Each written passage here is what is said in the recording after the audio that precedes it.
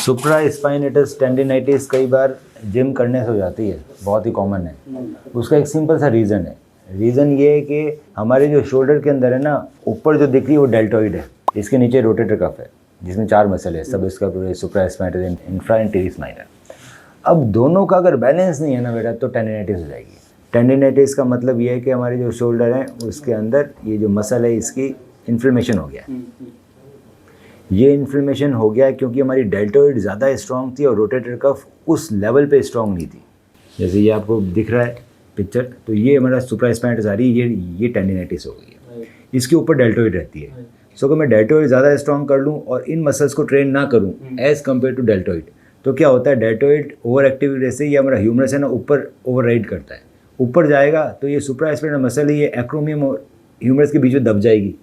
So initially tendinitis होगी, धीरे धीरे वो टीयर में कन्वर्ट हो जाएगी। बरसा ऊपर है, सब इसका ऊपर से रहता है। ये मतलब कुल मिलाकर ये सारी चीज़ें इसलिए डेवलप हुई है कि आपने डेल्टॉइड ट्रेनिंग करी और आपने रोटेटर कफ को भूल गए, या आपने ट्रेनिंग करी उतनी स्ट्रॉन्ग नहीं करी।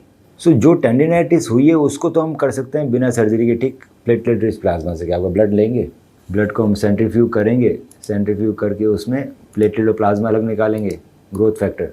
ये ब्लड लिया, इससे मैंने ग्रोथ फैक्टर एक्सट्रैक्ट कर लिया। ग्रोथ फैक्टर जब मैं शोल्डर में रिलीज़ करूँगा सो आपकी टेंडिनाइटिस को वो हील करेंगे। इसके साथ साथ एक्सरसाइजेज बहुत ज़रूरी है। सो आपको एक्सरसाइज इंप्रूव करते रहेंगे, 2-3 महीने लगेंगे आपको एक्सरसाइज सिखाने में, फिर वो एक्सरसाइज आप शोल्डर की करते रहो ज़िंदगी में। आप जैसे जैसे हायर सेंटर्स पे जाओगे ना बेटा फिजियोथेरेपी की, आपको मालूम पड़ेगा कि मशीन हटा के लोगों ने जिम बना रखे हैं, थेरापेंट्स हैं, फिजिकल थेरेपिस्ट है। So we are more focused on improving the muscle strength, not on ultrasonic. और ये सब चीज़ें टेम्प्रेरी रिलीफ देते हैं।